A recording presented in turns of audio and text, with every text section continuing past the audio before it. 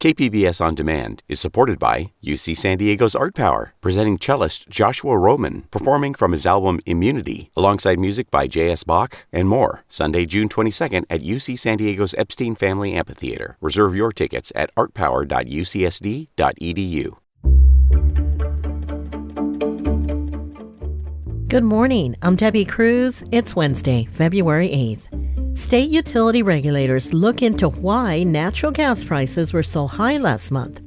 More on that next. But first, let's do the headlines. The Board of Supervisors is calling for new bids to clean county buildings. The contract resulting from the bids will include rules that outline how employees are to be treated. This comes after janitorial workers held several protests over their treatment by the company who currently provides janitorial services to the county, Nova. A county investigation found that Nova retaliated against workers who were trying to form a union. Those workers who had been fired have been rehired. The county says Nova can submit its own proposal. The county will develop a plan to help homeless veterans find a place to live. The plan will include input from community groups, government representatives, and people who have experienced homelessness.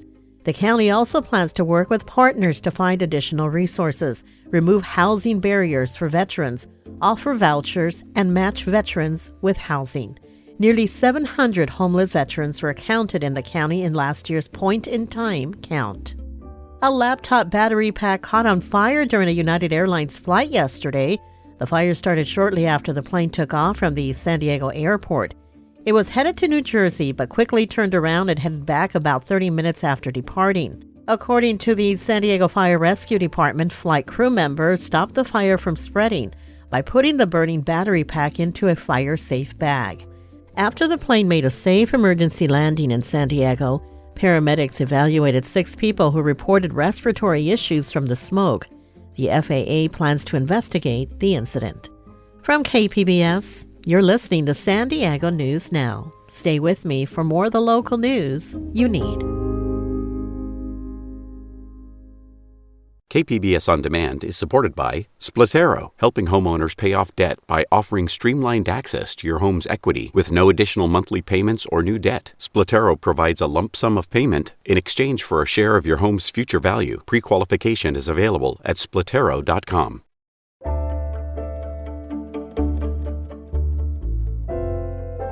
California utility regulators are digging into the reasons for this winter's high natural gas prices.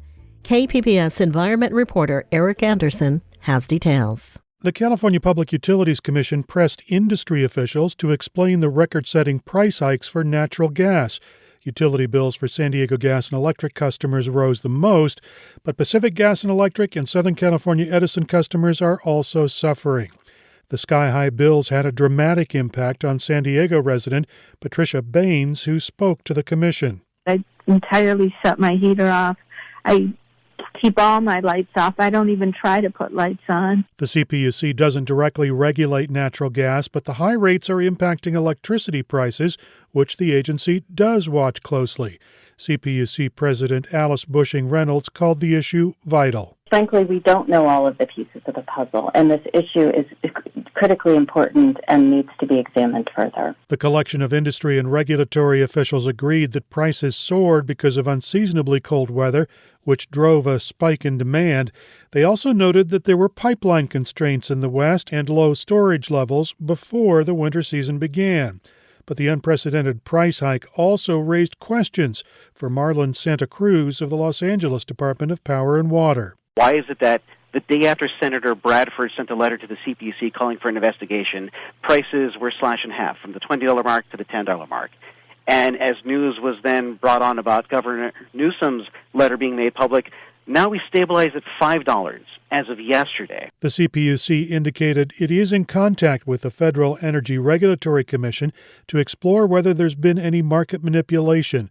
Meanwhile, natural gas prices fell this month, and projections hint prices could fall again next month as demand eases.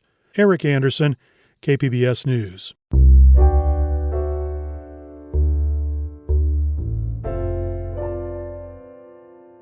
Employees at La Mesa's largest employer have voted to unionize.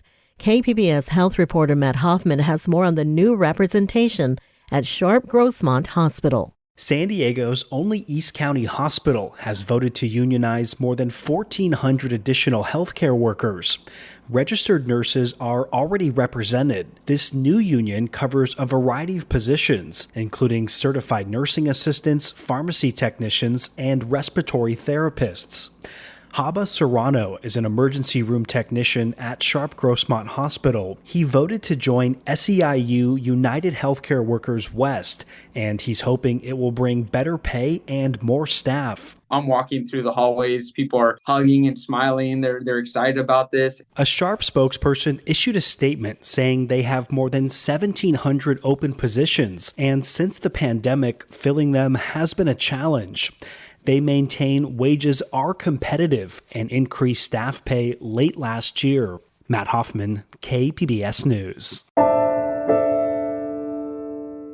San Diego researchers have identified a new species of fish in the deep ocean waters near Costa Rica.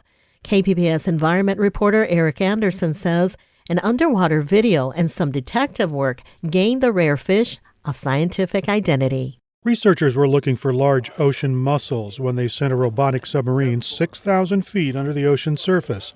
The target was the Heco Scar near Costa Rica.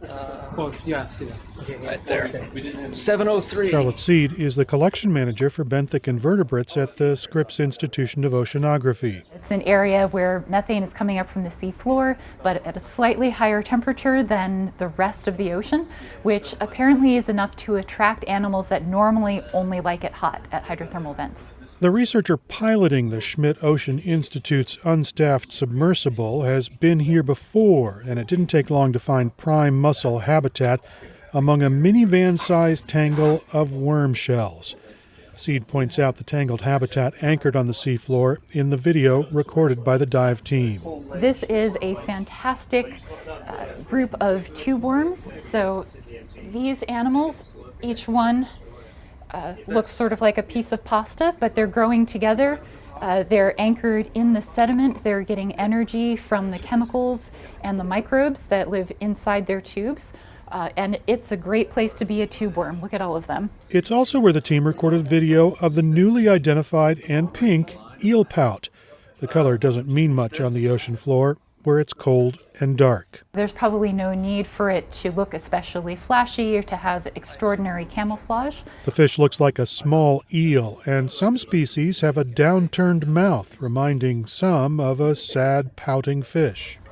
You can see they don't move very fast. They don't go too far from their homes. Right back into shelter. Seed says the fish lives on the ocean floor, and while the pink fish stands out on video, that color really can't be seen in the dark water. And they also haven't been seen outside of this geographically specific underwater habitat. Ben Frabel is the manager of one of the world's largest marine vertebrate collections located in San Diego. This section is kind of the group of fish, eel pouts, and their relatives. So as you can see, we have quite a lot of different species. He's showing us what's best described as a fish library. The shelves, floor to ceiling, are full of underwater creatures perfectly preserved in sealed jars.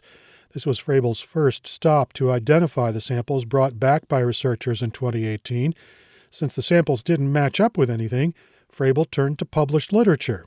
I've taken a look, I'm going through the books, going through references, trying to match them up. They're not really resonating with anything I'm seeing. So Frabel reached out to a colleague in Denmark. Peter Rask Muller is the curator of the Danish Natural History Museum, and he's considered an authority on deep-sea bottom-living fishes. He immediately recognized it as this genus that has only been described in the last 20 years. It's called Pyrolycus. It means pyro, fire, lycus, wolf. Rask Muller knew immediately the fish was something new. Frabel says that helps explain the lack of scales and the number and location of sensory pores on their bodies. Those pores are key to helping the fish find food. These animals are living in environments that are pitch black, so they're kind of relying on not just their eyes, but other organs for sensing movement and prey and food around them, so these are really important. There are only 4 samples available to researchers, 2 in San Diego and 2 in Denmark, and Frabel says it's a reminder of how little scientists know about life on the ocean floor. findings are published in the current edition of the journal Zootaxia. Eric Anderson, KPBS News. Coming up, a graduate from SDSU has been nominated for an Oscar. We'll have that story and more after the break.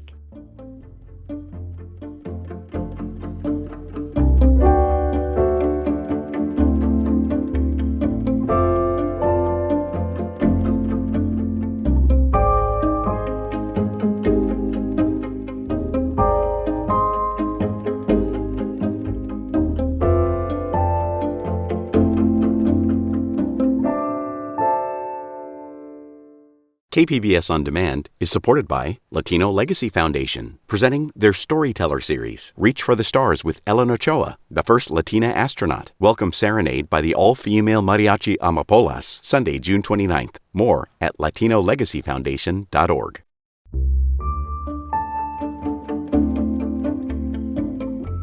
A playground in southeastern San Diego was destroyed by a fire more than a year ago, and locals are frustrated with the city for taking so long to replace it. iNewsSource reporter Crystal Niebla tells us more. In November 2021, a fire burned down a playground at Dennis V. Allen Park in the Mount Hope neighborhood in southeastern San Diego. City officials say they plan on installing a new one this spring, but residents like Dale Huntington say the lag time for the replacement is just another example of residents feeling like an afterthought. We continually don't have things like created for the kids in this community. Like when the city does something special, it's going to be somewhere else. The city said it's taken time because its insurance adjuster needed to evaluate the damage and provide funding. For KPBS, I'm iNewsSource reporter Crystal Niebla. iNewsSource is an independently funded nonprofit partner of KPBS.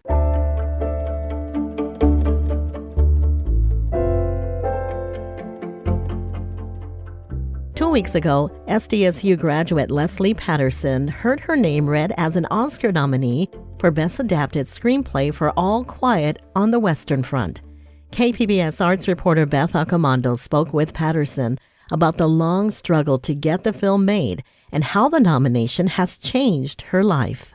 And now we have the first of the two award categories that honor writers. The first is Adapted Screenplay. The nominees are All Quiet on the Western Front, screenplay by Edward Berger, Leslie Patterson, and Ian Stokell.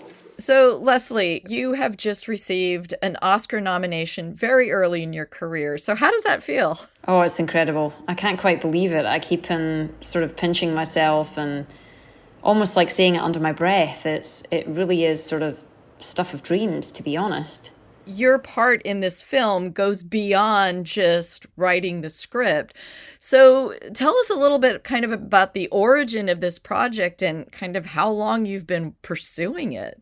Yeah, so I mean, we're executive producers on the project as well, which is a total honor because we've gotten 9 Oscar nominations for the film, which is just unbelievable. But yeah, 16 years ago, my partner at the time, Ian Stokell, and myself, obviously loved the book. I'd read it in school, so had he.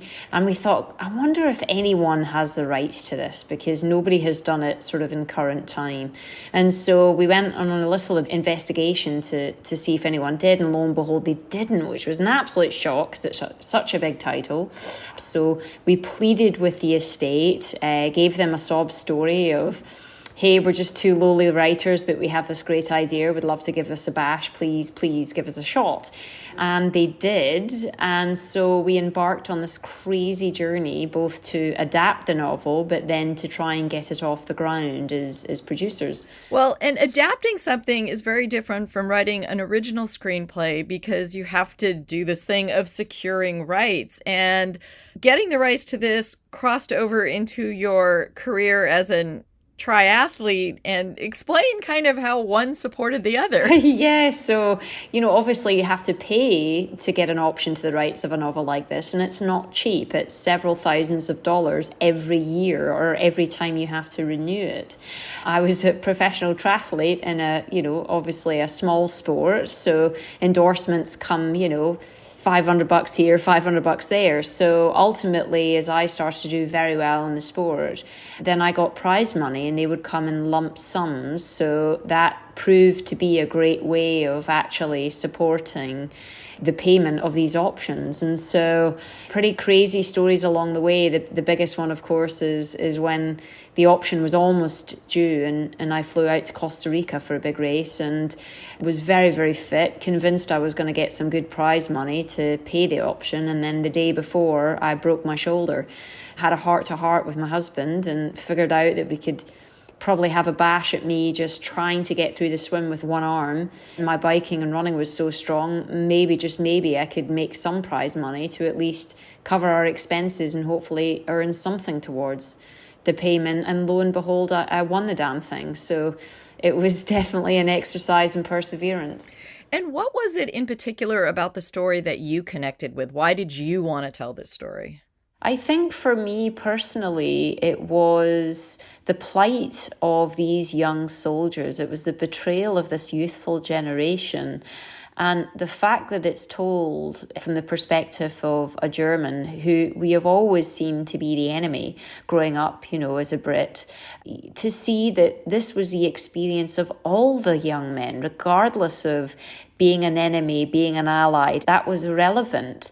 So the betrayal from the higher brass is really what sort of got to me and made me very passionate about telling this from the other side.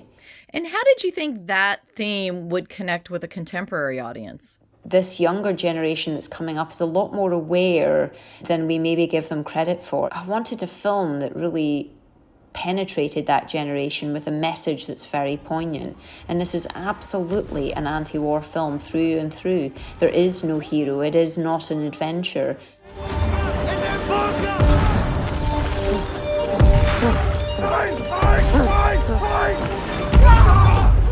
We've just had all of these young people reach out to us to say how much they appreciate this film. And we don't want to dumb down our audiences. And I think that the perspective is that, young people only like comic book films or they only like, comedies. And it's not true. I think we can have amazingly impactful, message-driven films that younger audiences want.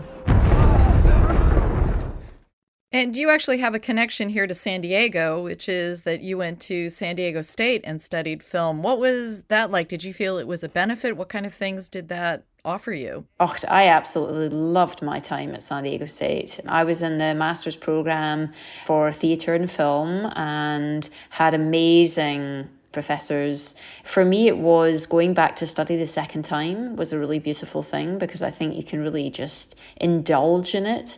All of my professors were incredibly passionate, and that passion really resonated with me, and it sent me on this path to want to do film. That was Leslie Patterson speaking with KPBS's Beth Accomando. All Quiet on the Western Front is streaming on Netflix, but can be seen on the big screen at Landmark's Hillcrest Cinemas and Angelica Film Center. That's it for the podcast today. As always, you can find more San Diego news online at kpbs.org. I'm Debbie Cruz. Thanks for listening and have a great Wednesday.